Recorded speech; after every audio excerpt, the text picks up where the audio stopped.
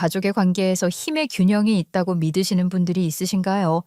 부부는 경제 공동체이고 함께 삶을 꾸리고 헤쳐나가는 사이라고 생각을 하니 당연히 그런 건 없다고 생각할 수 있기도 하겠지만 생각 외도 존재하더군요. 어떻게 알고 있냐고요? 제가 직접 그 힘의 균형을 제대로 만들어낸 사람이기도 하니까요. 관계라는 건 늘 큰 사건이나 문제가 아닌 사소한 일로 시작된다는 말에 적극 공감할 수 있는 계기가 되기도 했어요. 제가 겪었던 말도 안 되는 이야기 한번 들어보실래요? 저는 내년이면 어느덧 30대라는 나이를 지나 앞자리가 바뀌게 되는 40살의 평범한 여성이에요. 어린 시절부터 지금까지의 제 삶을 돌아보면 저는 솔직히 그리 부족한 삶을 살아온 사람은 아니에요. 나름 서울의 중심부에서 태어나 성인이 되어 결혼을 할 때까지 서울에서 지냈고 꽤 능력 있는 부모님 밑에서 태어나 좋은 것, 맛있는 것들을 그대로 다 누리며 자란 건 감출 수 없는 사실이기도 했으니까요. 당시 저희 아버지는 서울에서 작지만 꽤 내실 있는 중소기업을 운영하시는 사업가였어요. 그리고 엄마는 그 당시 흔하지 않았던 일을 하시는 분이셨는데 심지어 공무원이셨죠. 엄마는 평소 엄마가 좋아하는 책을 활용한 직업을 가지셨는데 법원의 구급 공무원으로 사서 일을 하시는 분이었어요. 남들이 이런 제 배경에 대해 이야기를 듣는다면 정말 대단한 부모님들로 인해 고생 한 번 하지 않은 채 행복하고 유복한 어린 시절을 지냈다고 생각을 하시겠지만 바쁘고 능력이 좋았던 부모님 덕분에 제 어린 시절은 늘 외롭고 심심했다고 해도 과언이 아니었어요. 부모님은 그 당시 한창 경제 활동을 하셔야 할 나이셨기 때문에 정말 바쁘셨거든요. 아버지는 사업을 하신다는 이유로 일주일에 한 번 얼굴을 보기가 쉽지 않았고 엄마 역시 출퇴근을 하시다 보니 저녁 아주 짧은 시간을 함께하는 게 전부였기도 하니까요. 그나마 다행이라고 할 수 있는 건 주말이면 엄마 손을 잡고 하루 종일 놀 수 있다는 것이었는데 엄마의 사랑이 한껏 필요했던 저에게는 턱없이 부족했죠. 덕분에 저는 애정 결핍이 좀 있었던 건 사실인 것 같아요. 가뜩이나 제가 아니어도 바쁘고 신경 쓸 것들이 많았던 엄마와 아빠의 사랑을 받고 싶어 제가 선택한 방법으로는 공부를 잘하고 학교에서 칭찬을 받고 말을 잘 듣는 것이라고 생각했거든요. 매일 출근을 하시는 아침이면 저는 아침 잠도 참고 일어나 칭찬을 받기 위해 가방에서 잔뜩 상장과 시험지를 꺼내 일어나 엄마에게 달려가기 바빴죠. 엄마, 엄마, 나 이거 봐. 어제 학교에서 수학 시험 봤는데 우리 반에서 나 혼자 다 맞았어. 그리고 학교에서 쓰레기 주워서 칭찬 스티커도 받았어. 그리고 학원에서도 내가 영어 단어 시험 1등도 했고. 세상에, 엄마가 신경을 써주지도 못하는데 우리 선미는 어쩜 이렇게 혼자 잘할까? 엄마가 우리 선미 덕을 정말 많이 본다. 우리 딸 너무 자랑스러워서 엄마가 매일 회사에서 자랑한다니까. 고마워. 너무 잘했어. 나 더 열심히 하고 있을게. 다음 주 주말에는 꼭 나랑 할머니랑 같이 놀이동산 가는 거야. 알았지? 그럼 엄마가 약속했잖아. 꼭 가자. 엄마 늦었다. 얼른 출근할게. 오늘도 할머니 말씀 잘 듣고 행복한 하루 보내렴. 엄마에게 칭찬을 받고 나면 왠지 하루가 행복한 것 같았거든요. 그런 제 모습을 보며 안쓰러워하고 누구보다 사랑을 퍼부어 주신 또 다른 분이 있었는데 그건 바로 외할머니였어요. 하루하루가 바쁘신 부모님을 대신해 저를 책임지고 케어해 줄 분이 필요했는데 그분이 바로 외할머니였거든요. 엄마는 외할머니에게 저를 믿고 맡기셨고 늘 저에게 당부하듯 말씀하셨어요. 섬이야, 엄마가 바쁘니까 할머니가 엄마나 마찬가지야. 학교 보내주시고 또 저녁도 챙겨주실 거야. 할머니 말씀 잘 듣고 늘 감사해야 해. 알았지? 알았어. 근데 엄마는 언제 와? 엄마 하루만 휴가 내서 나 학교 보내주면 안 돼? 다른 친구들은 엄마가 데려다 주고 그런단 말이야. 엄마가 시간 내볼게. 약속. 그러니까 말 잘 듣고 있어야 해. 알았지? 저는 엄마와 함께 하지 못하고 외할머니와 하루 종일을 보내야 한다는 게 처음엔 싫기도 했고 뭔가 서러운 마음이 들기도 했어요. 하지만 그것도 잠시 엄마의 당부대로 할머니의 말을 잘 듣고 지내다 보니 할머니의 내리사랑이 이렇게 크다는 걸 느낄 수 있었고 덕분에 이렇게 잘 자랄 수 있기도 했고요. 다들 돈이 많으면 뭐든 다 할 수 있을 것이라 생각하며 부러워하는 사람도 있겠지만 실질적으로는 그렇지 못했어요. 많은 걸 가지긴 했지만 결국 따뜻함을 느끼는 건 부족했거든요. 그런 저에게 할머니는 정말 위로이자 힘이기도 했어요. 제가 학교에서 발표 수업을 할 때도 운동회를 할 때도 늘 제 곁에 있어 주신 분은 외할머니였고 제 편에서 부모님의 빈자리가 느껴지지 않도록 모든 역할을 다 해주셨던 건 사실이거든요. 저는 그런 할머니를 가장 좋아하게 되었고 저에게는 가족, 어쩌면 부모님보다 훨씬 더 외할머니가 우선이었던 것 같기도 해요. 그렇게 엄마 아빠의 사랑 대신 외할머니의 사랑을 듬뿍 받고 자란 저는 고등학생이 되고 난 후부터는 부모님과 좀 어색한 사이가 된 건 사실이었는데 특히 아버지와는 상당히 불편했던 것 같아요. 워낙 자주 보지 못하기도 했고 어쩌다 보는 날이 있으면 저에게만은 누구보다 엄격하게 구는 아버지였기 때문에 불편할 수밖에 없었죠. 아버지는 늘 저만 보면 이런 이야기만 하셨거든요. 너는 엄마 아빠가 꾸려놓은 것들을 다 지키고 누릴 사람이야. 그렇게 누구보다 똑똑해야 하고 눈썰미도 키워야 해. 특히 사람 보는 눈 키워야 한다. 제대로 된 사람을 만나고 알아가는 게 중요해. 그러니 아무나 만나고 그러지 마. 알았니? 아무래도 외동딸인 제가 혼자 살아간다는 것에 걱정을 많이 하신 듯 했고, 그래서인지 저를 좀 더 강하게 키우려고 했던 것 같아요.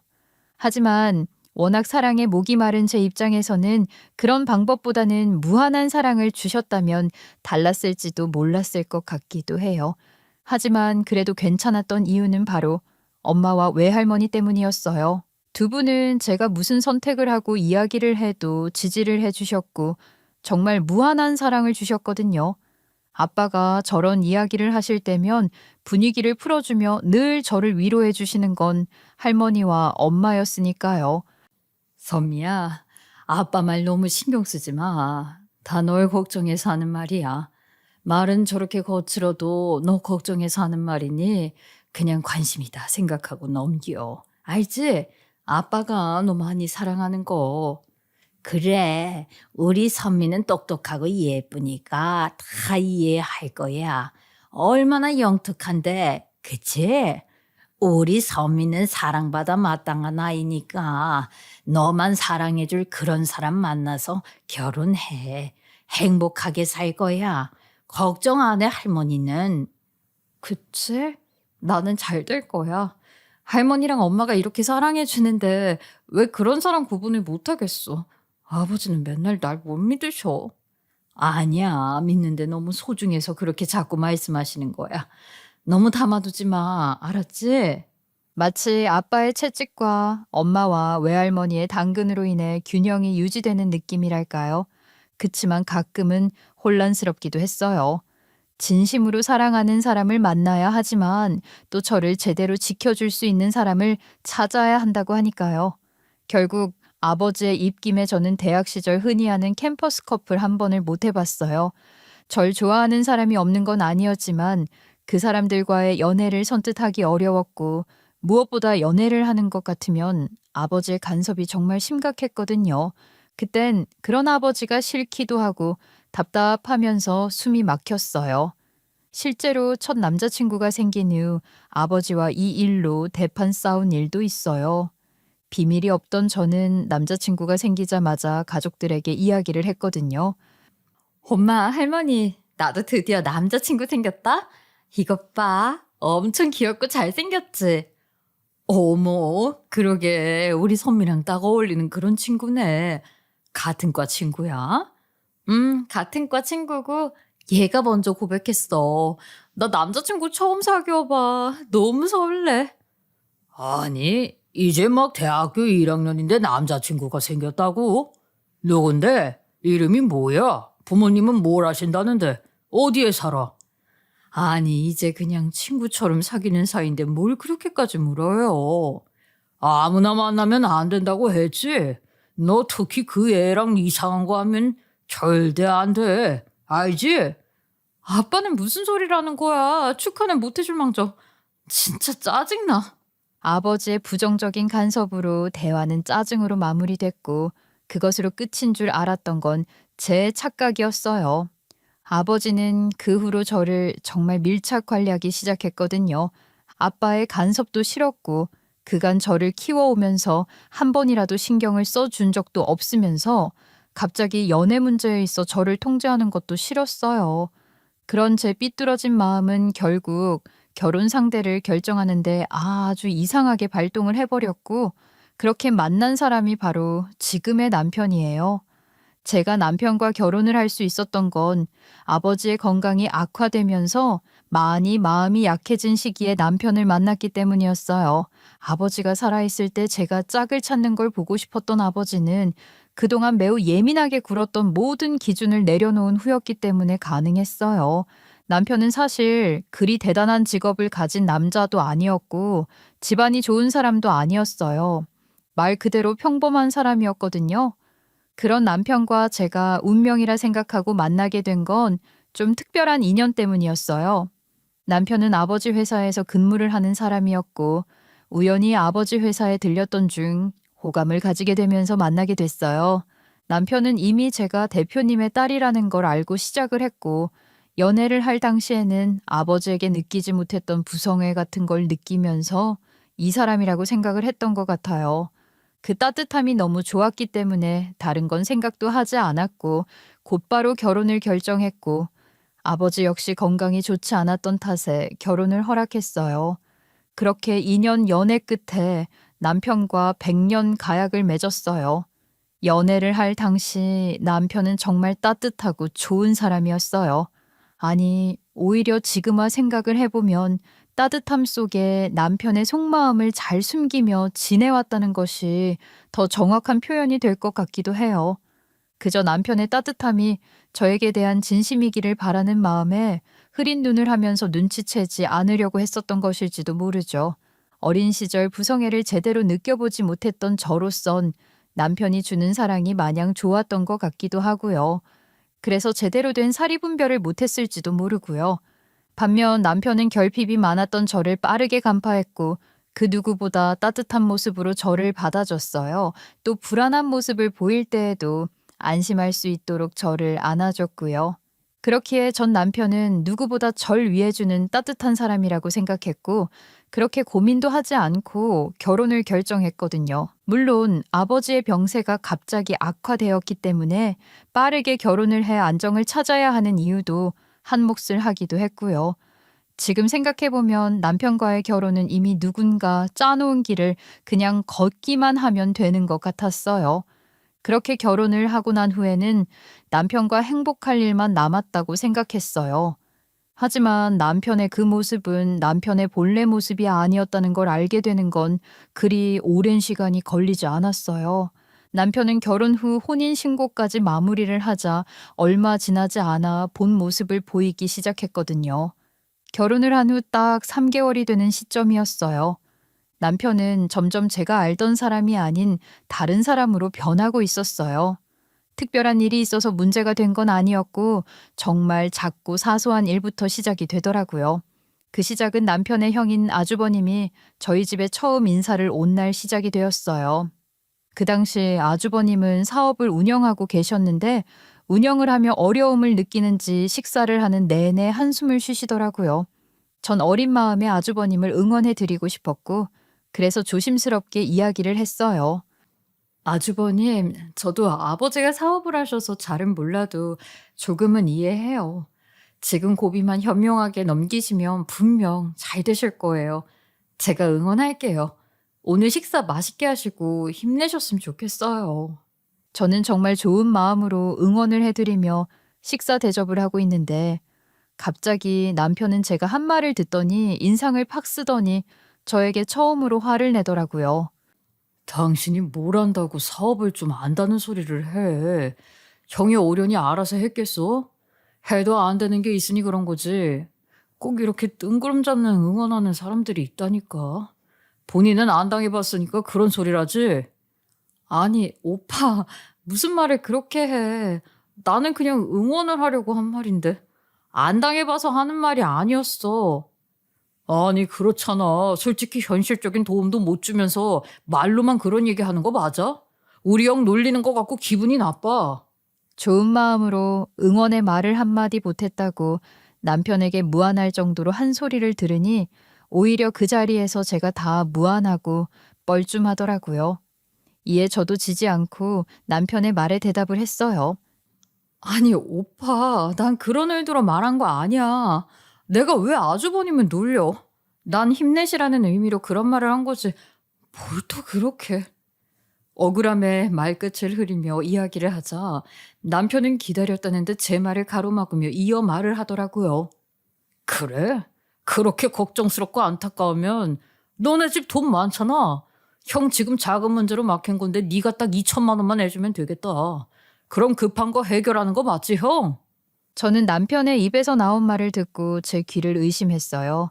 아무리 제가 유복한 집에서 태어났고 여유가 있다고 하더라도 아무렇지도 않게 아주버님이 함께 듣고 있는 그 자리에서 작은 돈도 아닌 2천만 원을 그냥 해달라는 당당한 태도가 맞는 건가 싶더라고요. 이에 저는 잠시 당황스러운 표정을 하던 중 다시 안색을 고쳐먹고 이야기했어요. 내가 그럴 돈이 어디 있어, 오빠. 그건 우리 집 돈이지 내 돈 아니잖아. 그리고 2천만 원 큰 돈이야. 나중에 둘이 있을 때 이야기해. 지금 아주버님 앞에 두고 실례인 것 같아.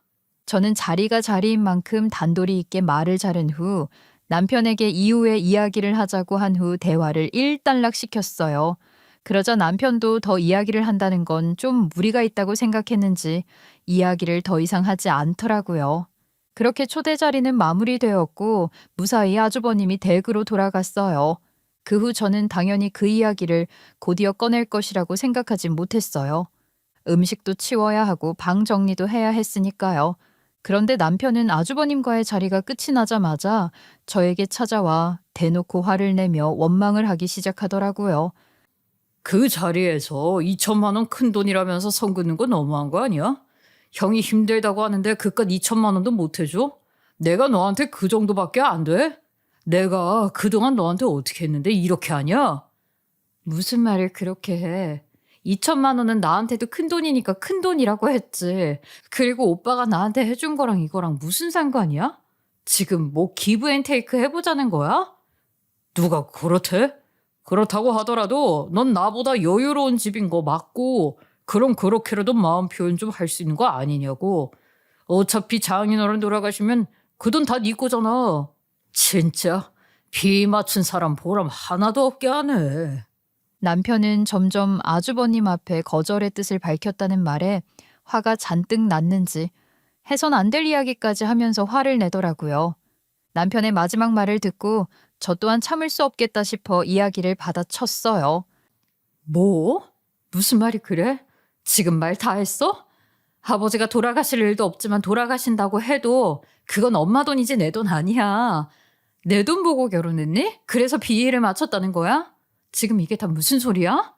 뭘 무슨 소리야. 그럼 내가 대가 없이 네 비위 맞춰가면서 손발이 돼주면서 살아야 해? 이게 억울하다는 건 아니지만 너도 뭔가 노력해줄 수 있는 거 아니냐고. 남편과 저는 결혼을 한 지 3개월이 되는 시점에 처음으로 정말 큰 부부 싸움을 했어요. 그것도 가족의 얽힌 문제로 말이죠. 남편과의 부부 싸움을 하며 느낀 건 제가 알던 남편의 모습은 존재하지 않는다는 것이었죠. 지금 저에게 화를 내는 남편의 모습은 제가 상상도 할 수 없었던 모습이었고 그 모습을 보면서 저는 큰 충격을 받게 된 계기이기도 하고요. 말도 안 되는 요구를 하는 남편의 요구는 당연히 들어줄 수 있는 것도 아니었기에 끝내 거절을 했어요. 그리고 그 일 이후 남편과의 사이는 더 나빠지기 시작했어요. 그 후 남편과 대화를 해 풀 겨를도 없이 갈등은 절정으로 이어지는 사건은 계속해서 일어났어요. 그건 바로 아버지의 건강 문제였죠. 아버지는 제가 결혼을 할 당시부터 폐암 말기 판정을 받아 병원 생활을 시작하셨고 결혼식 당일에만 잠시 나왔을 뿐 그 후로도 계속 병원 생활을 하셨어요. 그리고 그로부터 1년이 지난 시점에 결국 암세포를 이기지 못하신 채 세상을 떠나시게 됐어요. 비로소 엄마와 저 단둘만 남겨둔 채 아버지가 세상을 떠나버리시게 된 것이었어요. 아빠의 장례식을 치르는 내내 남편은 마치 본인이 아버지 회사의 대표가 된 것 마냥 회사 사람들과 이야기를 나누며 대표 행세를 하더라고요. 아버지는 사위라고 해서 무조건 승진을 시켜주거나 뭔가 특혜를 주신 분이 아니었기 때문에 남편은 여전히 아버지 회사에서 대리급의 사원일 뿐이었거든요. 아마 남편의 생각으로는 아버지가 세상을 떠나게 되었으니 당연히 그 대표 자리가 본인에게 돌아올 것이라고 생각한 것 같더라고요. 그 모습을 보며 어이가 없긴 했지만 그래도 회사에서 일을 한 사람이고 사위이기도 하니 그럴 수 있다고 생각하며 넘겼어요. 하지만 혼자 생각했던 것과 달리 남편의 진정한 속내를 알게 된 순간에는 좀 어이가 없더라고요. 뭐야, 갑자기 웬 전문 경영인을 두신다는 거야? 응? 뭐가? 아버지 돌아가셨으니 경영하실 분이 있어야지. 엄마가 대신 경영을 하실 수 있는 것도 아니고. 아니, 그러니까 왜 남한테 경영을 맡기냐고. 내가 있는데. 이 회사에서 오래 일을 하는 사위가 있는데 왜 그렇게 하냐고. 나한테 따진다고 뭐 달라지는 게 있어? 아버지는 이미 투병 중에도 전문 경영인 뽑아 경영하고 계셨고 돌아가셔도 변하는 건 없어. 대표이사는 당연히 엄마고 뭘 기대했던 거야? 남편은 당연히 본인에게 물려줄 자리가 있다고 생각했는지 상속 절차에서 대표이사 자리를 엄마에게 돌리고 전문 경영인을 통해 경영을 하게 되었다는 소식에 대놓고 불편한 내색을 하더라고요. 사위라고 그렇게 챙겨주는 것도 없더니 내가 회사를 위해 얼마나 노력을 했는데 나를 이렇게 무시해. 사람들 보기 창피해서 회사 어떻게 다니라는 거야. 너네 집 나 무시하는 거야. 내가 평범하고 돈도 없고 그냥 그저 그런 대리 출신이라고 무시하는 거 아니냐고. 남편은 아버지가 세상을 떠났다는 사실에 슬퍼하긴커녕 회사 대표 문제에 대한 전말을 알게 된 후 약이 오르는지 화를 내기 시작했어요. 하지만 말도 안 되는 요구였죠. 엄연히 아버지가 평생을 바쳐 일궈놓은 회사이고 당연히 상속을 한다면 그건 저와 엄마여야지 남편이 될 수는 없다고 생각했거든요. 남편의 노골적 행동과 말로 인해 남편의 본 모습을 모두 다 본 것이나 다름이 없다고 생각했고 남편에 대한 오만정이 다 떨어졌어요. 그리고 그 일을 계기로 남편과의 사이는 극도로 나빠졌죠. 남편은 상속 문제에서 본인이 당했다는 표현을 하며 저에게 경고하듯 말하더라고요. 이제 너네 집 뜻 잘 알았어. 내가 열심히 노력할 필요도 없었던 거네. 이제부터 완벽하게 남남처럼 대해줄게. 두고 봐. 뭐? 유치하게 이런다고? 아, 그래. 어디 한번 마음대로 해봐. 내가 가만히 있을 것 같아? 그렇게 서로에게 던지는 경고 멘트를 끝으로 저희의 부부싸움은 일단락이 되었어요. 그렇게 아버지의 부재로 저는 엄마에게 좀 더 신경을 쓰게 될 수밖에 없었어요. 생각보다 자주 엄마에게 가기도 하고 맛있는 것 좋은 것이 있으면 엄마에게 사다 드리곤 했고요. 엄마도 아버지가 없는 빈자리를 저로 인해 조금씩 채우시는 것 같았어요. 그런데 그런 제 모습이 남편 눈에는 꽤 보기 싫었나 보더라고요. 별것도 아닌 일도 시비를 걸기 시작했거든요. 남편은 제가 엄마에게 다녀온 사실을 알기만 하면 비꼬기 시작했어요. 아주 오늘도 친정 갔다 왔냐? 시댁은 신경도 안 쓰고 친정에만 그렇게 붙어 살면 이혼 사유인 거 모르니? 적당히 좀 해. 시댁도 있어. 시어머니는 어른이 아니야? 해야 할 도리도 안 하면서 무슨? 남편은 할 수 있는 한 모든 비난을 해대면서 저에게 원망과 화풀이를 해대기 시작했어요. 하지만 전 남편과 같은 사람이 되고 싶지 않았기 때문에 남편과 사이가 좋지 않더라도 시댁에 대한 도리를 최선을 다하면서 지냈기에 남편의 그런 말에 찔리지도 않았고 억울하지도 않았어요. 심지어 일전에 아주버님 사업 문제도 2천만 원이라는 말도 안 되는 금액을 지원해 드릴 순 없었지만 그래도 나름 수중에 있는 돈으로 필요한 만큼 지원을 해드리기도 했고 아버지 지인들을 통해서 투자처를 알아봐 드리기도 했어요. 또 저희 엄마에게 해드리는 걸 고를 때면 똑같이 시어머니 것도 챙겨서 드리기도 했고요. 그런 제 노력을 다 알면서도 남편은 본인이 저에게 해준 것만큼 당연히 해야 할 것들을 한 것이라고 생각하는 듯 했고, 선을 모르면서 더욱더 많은 요구를 하기 시작했어요. 하루가 다르게 애같이 함부로 이야기를 하는 남편의 행동을 보면 정이 떨어지기도 했고 밉기도 했지만, 그럴 때마다 똑같은 사람이 되면 안 된다는 엄마의 말과 이후에 문제가 생겼을 때 제가 할 말이 생길 수 있다는 엄마의 강력한 당부로 꾹 참고 해야 할 도리는 하면서 지냈어요. 물론 진짜 제가 부처는 아니었기 때문에 몸에서 사리가 나오는 게 이런 느낌일까 싶긴 했어요. 그도 그럴 것이 제 인내심에도 한계가 와버리는 일이 생기게 됐고, 그 일을 계기로 저는 더 이상 자비를 베풀지 않겠다는 다짐을 하게 되었거든요. 그건 바로 이맘때면 누구나 하는 김장이라는 아주 사소하고 일상적인 일로 시작되었어요. 저희 집도 그렇고 시댁에서도 매년 김장을 하셨거든요. 시댁에는 시어머니와 저 단둘만 김장을 하는 일이 많았고 시누이와 아주버님이 계시긴 하지만 둘 다 미혼인데다 김장 같은 건 돕지 않았기 때문에 이맘때면 제가 독박을 쓰고 해야만 했지요. 심지어 먹을 사람은 많았기에 한 번 하면 양이 정말 장난 아니기도 했어요. 어머니, 이번에는 그냥 절임 배추 사서 김장하시는 게 어때요? 요즘 절임 배추 정말 잘 나와요. 저희 백포기 하는데 너무 힘들잖아요. 그런 말 하지 마라. 내가 직접 절여서 눈으로 확인을 해야 맛있는 거야. 너는 그런 것도 모르니? 배추 사둘 테니까 절이는 거 생각해서 일찍 와라. 시어머니는 굳이 생배추를 사서 절이는 것부터 시작해서 김장을 하시곤 했고, 덕분에 한번 김장을 시작하면 1박 2일은 잡아야 했어요. 올해도 시어머니는 당연한 듯 연락을 하셨고, 저는 하는 수 없이 주말에 시간을 내 금요일 저녁부터 시댁으로 가 김장 준비를 하게 됐어요. 그런데 문제는 항상 이럴 때 일이 터진다고 하잖아요. 올해는 저희 엄마에게 생각지도 않은 일이 생겼고, 그 일을 대처하는 방식으로 인해서 남편의 진정한 마음을 확인하게 됐어요. 그리고 그 일을 계기로 저는 완벽하게 남편에게 돌아서게 됐죠. 시댁에 도착을 하자마자 추운 날씨에도 불구하고 배추를 절이고 집안일에 식사까지 준비를 하면서 몸이 10개라도 부족하게 일을 했어요. 누군가 도와줘야 할 것 같은 상황에도 불구하고 이 집의 유일한 며느리라는 이유 하나로 이 일을 군소리 없이 해내고 있었어요. 김장을 하러 가기 전 엄마와 통화를 했었거든요.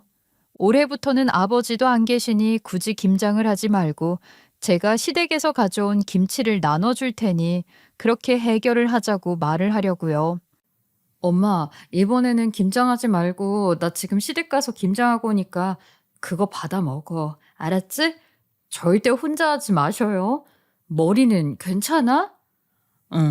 안 그래도 나 올해는 못할 것 같아. 머리가 너무 아프거든. 그때 말하고 좀 가시는 듯 하더니 전혀 안 가시네. 너무 아프다. 병원 예약을 잡아두긴 했는데 그 전에 너무 안 좋으면 병원 한번 가봐야 하는 거 아니야? 그때까지 버틸만은 해. 괜찮아. 너 가서 고생해. 우리 딸 내가 고생도 안 시켰는데 이렇게 고생을 하네. 나는 신경 쓰지 말고 엄마 머리나 신경 써. 혹시 너무 아프면 바로 전화해. 알았지? 엄마는 며칠 전부터 이상하게 머리가 아프다는 말을 하셨기 때문에 마음이 걸렸어요. 이상하게 왼쪽 머리만 아프다는 이야기를 계속 이야기하셔서 병원을 미리 예약까지 잡아뒀거든요. 이틀 정도만 기다리면 병원을 갈 수 있는데도 그 사이에도 고통을 호소하시니 여간 신경이 쓰이더라고요. 아빠가 세상을 떠나신 후 혼자 지내는 상황이기에 엄마가 조금만 아프다고 하셔도 마음이 좋지 않고 마음에 걸렸어요. 그런데 그날따라 컨디션이 너무 좋지 않다고 하니 마음이 무거웠던 건 사실이에요. 왜 좋지 않은 예감은 틀린 적이 없는 건지 엄마는 시댁에서 제가 김장을 하고 있는 중에 저에게 전화를 걸어왔더라고요. 평소라면 제가 전화를 받지 않으면 부재중을 남기거나 혹은 메시지를 남기실 뿐인데 이날따라 전화가 끊기자마자 몇 분 뒤에 다시 전화가 왔더라고요. 한창 일을 하다가 좀 늦게 확인을 한 저는 급하게 다시 엄마에게 전화를 했고 엄마는 제 전화를 받자마자 고통을 호소하셨어요. 엄마, 괜찮아? 머리가 많이 아파? 응, 나 오늘은 머리가 너무 아프다. 어떻게 할 수가 없어서 계속 바닥에 머리 부딪히고 있어. 빨리 와서 해결 좀 해줘. 엄마 죽을 것 같아. 뭐? 잠깐, 내가 금방 해결할게. 기다려, 조금만 참아, 엄마. 엄마와 통화를 마무리한 후 너무 놀란 저는 벌떡 일어나서 움직이려 하다 비교적 친정과 거리가 있던 시댁이라는 걸 인지했어요. 제가 직접 갈 수 없었기 때문에 곧바로 남편에게 전화를 걸었어요. 남편은 지금 집에 있었고 남편 집과 저희 엄마 집은 그리 멀지 않았거든요. 제가 놀란 뉘앙스로 전화를 걸자 시어머니는 저에게 짜증 섞인 잔소리를 하셨어요. 아니, 너는 일하다 말고 어디다 그렇게 전화를 하니? 지금 안 헹구면 배추 짜져서 맛없어. 어머니, 지금 저희 엄마가 많이 아프신 것 같아요. 아무래도 수술이든 뭘 해야 할 것 같은데 너무 멀어서 지훈 씨한테 부탁하려고요. 예, 무슨 그걸로 전화를 걸어? 전화해서 아프다고 할 정도면 안 아프신 거 아니야? 그냥 119 부르든지 혼자 가시면 되겠구만. 유난을 떤다, 유난을. 꼭 집에서 쉬는 우라들 시켜야겠어. 시어머니가 저에게 하는 말을 들으니 황당하고 어이가 없기도 했지만 지금 당장 시어머니의 말도 안 되는 이야기를 듣고 반박을 할 정신도 아니었기에 무시를 한 채 남편에게 전화를 걸었어요. 남편은 귀찮다는 듯 전화를 받았고 저는 그런 남편에게 지금 상황에 대해 자초지종을 설명했어요. 당신 지금 집이야? 왜? 엄마가 며칠 전부터 머리가 아프시다고 계속 그랬거든? 근데 방금 전화 왔는데 너무 아파서 떼굴떼굴 구르고 바닥에 머리 부딪히고 있대. 난 너무 멀고 당신이 빨리 가서 엄마 병원 좀 모셔다 줄 수 있어? 그 이야기를 어떻게 알게 됐는데? 엄마가 전화했으니 알지. 빨리 좀 가줘봐. 통화하실 정도면 심각한 건 아닌 것 같은데. 그냥 혼자 가시면 되지. 귀찮고 어색하게 내가 가야 돼? 남편은 제 부탁에 귀찮다는 듯 그리고 남의 일처럼 태평하게 이야기를 하더라고요. 심지어 가서 도와달라고 하니 장모님이 불편해서 싫다는 뉘앙스까지 풍기면서요. 그 말을 듣고 저는 마음을 추스르고 이야기를 했어요. 내가 지금 시댁에 와 있어서 당장 못 가잖아. 오빠가 좀 해줘. 오빠 사위잖아. 제가 이렇게 부탁하듯 이야기를 하자 남편도 시어머니도 다른 공간에 있으면서도 어쩜 그리 짠 듯이 같은 이야기를 하는지 그 순간 정말 소름이 돋으면서 오만정이 다 떨어지더라고요. 두 사람은 마치 미리 말을 맞춘 듯이 제 말을 딱 잘라 이구동성으로 이야기하더라고요. 아니, 엄연히 그건 너네 집일 아니야. 그걸 왜 나한테 해달라고 시키냐. 나는 뭐 한가해? 전화 받고 이야기하는 거 보니 심각하지도 않은 것 같구만. 너 진짜 유난이다. 나를 얼마나 부려먹어야 속이 시원하냐? 남편은 제 말을 딱 잘라 거절하면서 저희 집 일이기에 도와줄 수 없다며 말하더라고요. 전 그 말을 듣고 난 후에 온몸에 힘이 쫙 빠졌고요.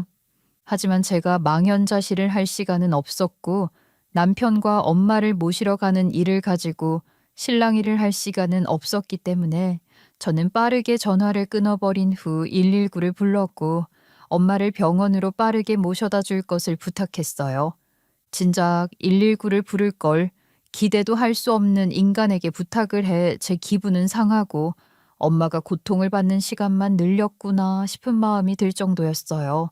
다행히 엄마는 빠르게 119 구급대원 도움을 받아 병원으로 가셨고 녹내장으로 인한 두통이 심각해졌다는 진단을 받아 그 자리에서 수술까지 하시게 됐어요.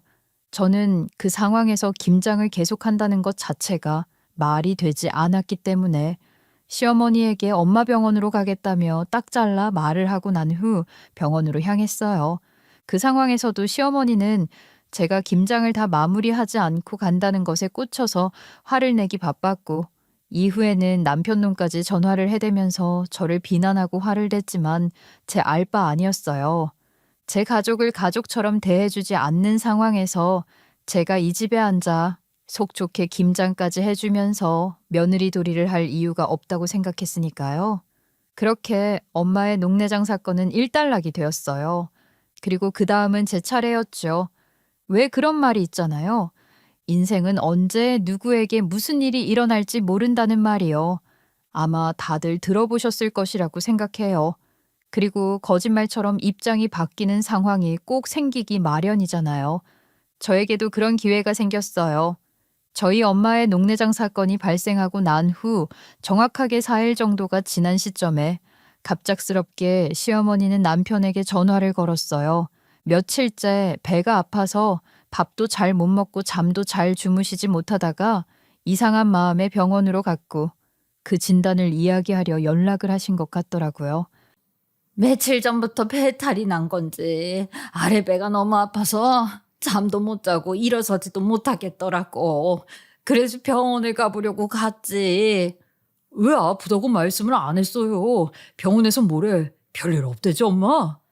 맹장인 것 같다고 지금 빨리 큰 병원으로 가래. 여기서는 수술 못 해준다고. 터지면 복잡해지니까 빨리 가라고 했어. 뭐라고? 지금 내가 바로 갈게, 엄마. 입원할 준비 미리 하고 있어. 알았지? 시어머니의 급성 맹장 소식을 들은 남편은 정말 그보다 더 빠를 수 없는 속도로 옷을 챙겨 입더니 키를 챙겨 밖으로 나가더라고요. 저희 엄마 아플 땐 알아서 가라면서 귀찮다는 듯 굴더니 자기 엄마가 아프다고 하니까 직접 나서서 병원까지 태워드린다며 나가는 모습을 보니 참 황당하더라고요. 당연히 전 아무것도 안 했어요. 저희 엄마가 아팠을 때에는 쳐다도 보지 않았는데 제가 신경을 쓸 필요는 없다고 생각했으니까요. 그렇게 병원으로 간 것까지는 그렇다 치는데 갑자기 병원에 간 후 저에게 전화가 왔고 전화에 대고 하는 말이 더 어이가 없었어요. 너는 며느리가 돼서 시어머니가 아프다는데 와보지도 않아? 에? 무슨 소리를 하는 거야, 오빠? 내가 왜? 우리 이제 각자 집은 각자 챙기기로 했잖아. 왜 전화했는지 용건이나 말해. 나 바빠. 남편은 제가 전화를 받자마자 잡돌이를 하듯 화를 냈고 저는 그런 남편의 말에 미안한 기색 없이 당당히 할 말을 했어요. 그러자 남편은 한숨을 한번 크게 쉬더니 마치 저한테 돈을 맡겨둔 듯 이야기하더군요. 제가 올해 들었던 이야기 중 가장 황당하고 어이가 없던 요구였어요. 그게 말이 돼? 넌 이 집 며느리인데. 됐고, 엄마 맹장 수술 바로 들어가야 한대. 우리 엄마 보험 없단 말이야. 당신 돈 많잖아. 수술비 좀 보태. 그럼 아는 거 용서할게. 어때? 저는 남편의 말을 듣고 어이가 없기도 하고 정말 철판을 단단히 깔았구나 싶은 마음이 들면서 저도 모르게 웃음이 나더라고요. 제가 남편의 말에 답변도 하지 못한 채 한참을 웃으니 남편은 불쾌하다는 듯한 말투로 이야기하더라고요. 뭐야, 왜 답은 안 하고 기분 나쁘게 그렇게 웃어? 내 말이 우스워? 지금 빨리 대답하고 처리해 달라고. 저는 남편의 최근에도 불구하고 한참을 웃다가 이내 숨을 고른 후 이야기를 시작했어요. 하, 진짜 올해 들은 얘기 중에 제일 황당하고 웃겨. 아니, 오빠 너무 웃긴다. 지금 어디다 대고 돈을 찾는 거야? 돈 맡겨놨어? 그리고 내가 왜? 나한테 그렇게 해놓고 돈을 달라고? 얼마나 철판을 깔아야 그런 소리를 아무렇지 않게 할 수 있는 거야? 너무 신기하다. 제 말에 남편은 화가 나는지 수화기 너머에 대고 소리를 지르며 화를 내더라고요. 하지만 이젠 더는 남편에게 해줄 자비가 남아있지 않았기 때문에 전 꿈쩍도 하지 않았고 그렇게 이어 남편에게 본때를 보여줄 복수까지 시작했어요. 그리고 결국 남편과 시어머니는 저에게 굴복을 하게 됐지요. 그 당시 남편 놈 얼굴이 하얗게 질리는 꼴을 직접 보니 속이 다 시원하더라고요. 제가 돈을 줄 이유가 없다고 딱 잘라 말을 하니 남편의 목소리는 확 변하더라고요. 당장 저 아니면 돈 나올 구멍은 없는데 큰 소리는 쳐놨고 제가 주지 않겠다고 하니 달리 방법도 없고 당황스러운 상황이었을 거예요. 사실 전 너무 잘 알고 있었거든요. 남편과 시댁의 상황을 말이지요. 남편도 시댁도 모아둔 자금이 없고 늘 생활비도 모자라 허덕이고 있거든요. 그도 그럴 것이 시아버지는 한평생 돈을 벌기는커녕 한탕을 노리면서 집에 모아둔 생활비와 돈을 모두 다 빼다 쓰기 바빴고 시어머니가 겨우 이곳저곳에서 발품을 팔아 일을 하시면서 돈을 벌어 근근히 생활을 하는 게 전부였거든요. 그나마 시누이와 아주버님이 돈을 벌기 시작했지만 애초에 지원도 없이 혼자 대학 졸업까지 하다 보니 본인들 학자금 대출을 갚느라 먹고 살기 바빴기에 집에 생활비를 조금이라도 내놓기 빠듯했을 것이고요. 이 모든 사실을 이용해 남편에게 큰 소리를 쳤어요. 왜? 내가 돈 줄 줄 알았는데 안 준다고 하니까 당황스러워? 돈 나올 구멍이 없어? 웃기지 마. 너 아니면 뭐 못할 것 같아? 없잖아. 나 알고 있었어. 오빠가 나 몰래 어머니한테 매달 얼마씩 지원하고 있는 거. 그래도 아무 말 안 했잖아. 고작 푼돈인데 티내기 싫어서. 근데 병원비를 대기엔 오빠도 좀 벅찬 거 아니야? 내가 우리 엄마한테 그 정도도 못 드려? 아니, 오빠 돈인데 드릴 수 있지. 이번 병원비도 오빠가 잘 보태서 해드리면 되겠다. 난 줄 돈이 없어. 왜냐면 우리 집 일도 아니고 난 오빠 집 사람이 아니니까. 안 그래? 저는 남편의 약점을 누구보다 잘 알고 있었기에 남편의 숨통을 제대로 잡고 흔들며 큰 소리를 낼 수 있었어요. 그러자 당황했는지 남편은 큰 소리를 치며 돈을 해줄 것을 요구하며 본인이 해준 것들을 이야기하며 억지를 부리더라고요. 그렇다고 해도 돈 줄 사람은 생각을 하지 않고 있으니 대답도 하지 않았고 무시했죠. 그동안은 마음이 약해져 다투더라도 결국에는 조금이라도 도움을 줬는데 그렇게 하니 이제는 당연한 듯이 구는 것 같아서 해주고 싶지 않았어요. 결국 전 끝내 시어머니 맹장 수술비를 도와주지 않았어요. 그러자 남편은 완전한 도끼가 찼는지 저에게 연락도 하지 않더라고요. 아직 제가 남편에게 줄 선물은 끝나지 않았는데 벌써 화가 나 연락도 하지 않으니 좀 서운하더라고요. 큰 신경은 쓰지 않으니 저는 이어서 남편에게 제대로 복수를 시작했어요. 그건 바로 엄마가 대표 이사로 있는 남편이 근무하는 회사 내에서 남편을 제대로 골탕 먹이는 것이었어요. 회사에서는 매년 직무평가를 했는데 그 과정에서 그동안 아버지의 배려로 다소 주관적인 평가를 받았던 것 같더라고요. 하지만 이번엔 그럴 이유가 없었기에 엄마에게 부탁을 해 전문 경영인에게 그 누구보다 객관적으로 진행을 해달라고 요구했어요. 그렇게 되면 완벽하게 남편에게는 불리한 상황이 될 것임을 전 잘 알고 있었거든요. 그 결과는 당연히 형편없는 직무평가 결과를 받았고 남편은 완전 하급 부서로 발령이 나버리게 되는 결과를 받았어요.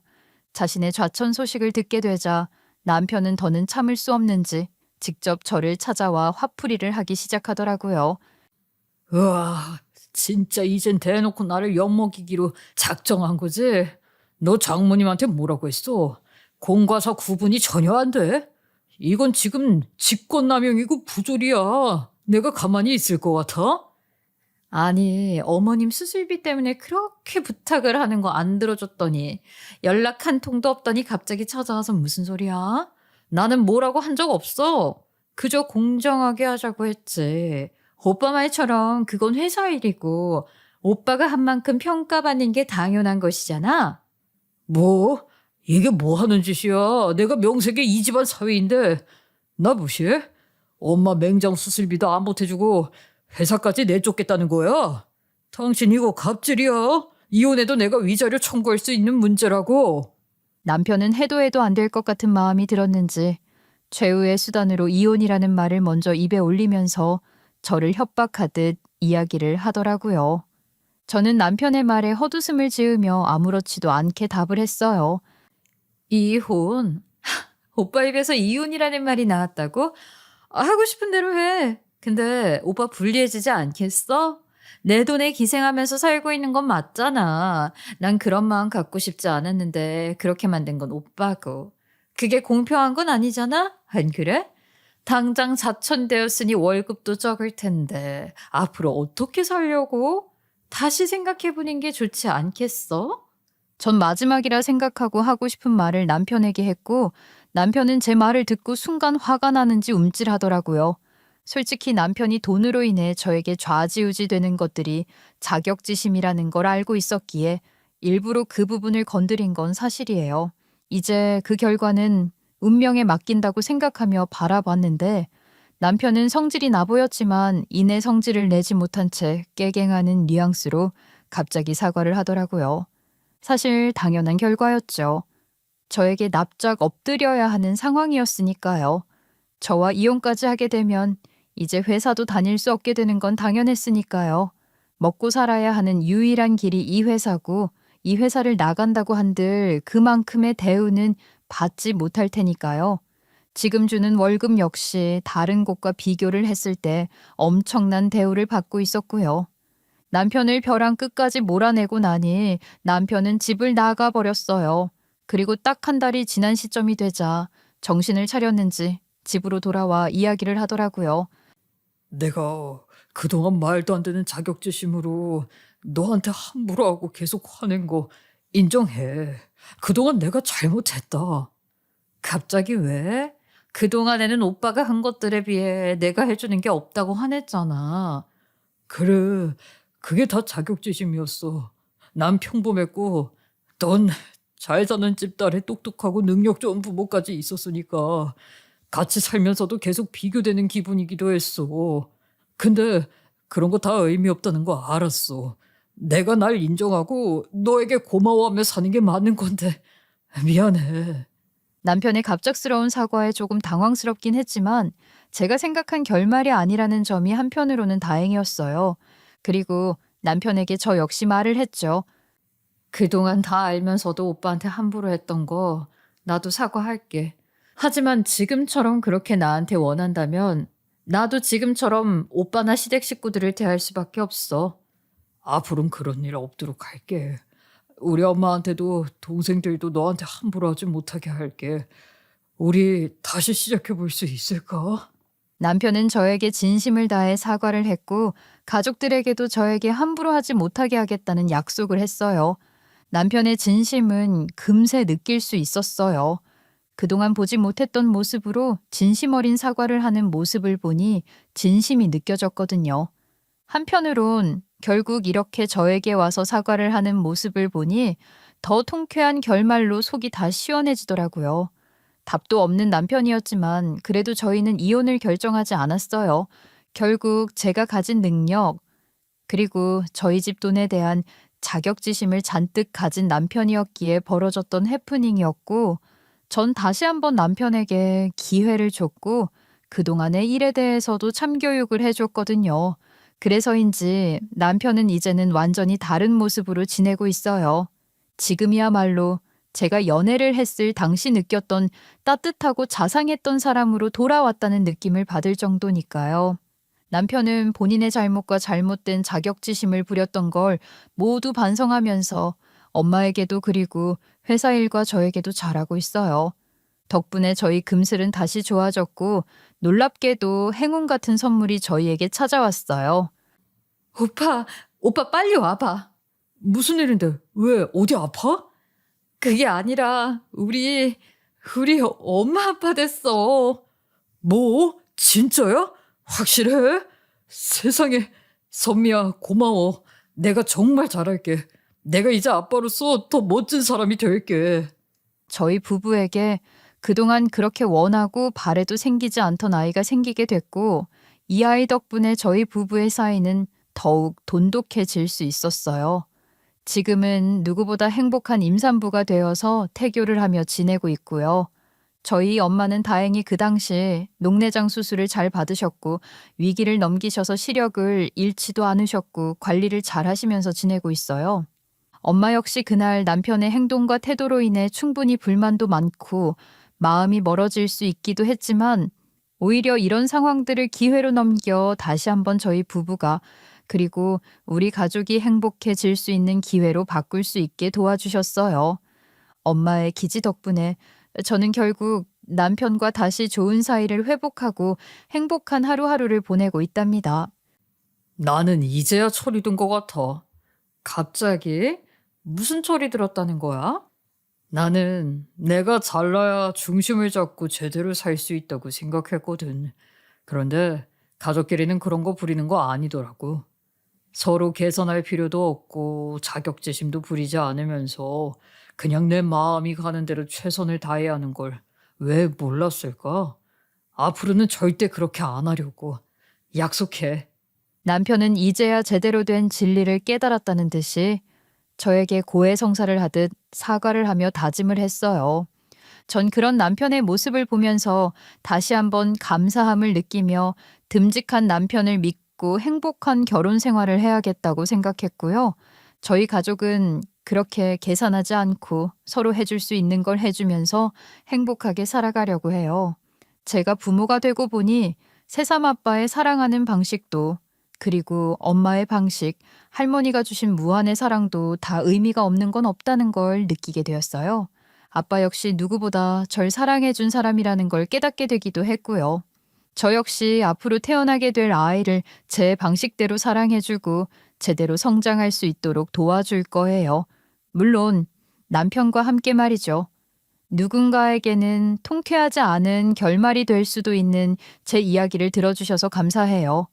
하지만 전 제 나름대로 가장 통쾌하고 속 시원한 해피엔딩이라고 생각하고 있어요. 제 이야기를 듣고 이런 가족도 있구나 하며 생각해 주셨으면 좋겠어요. 감사합니다.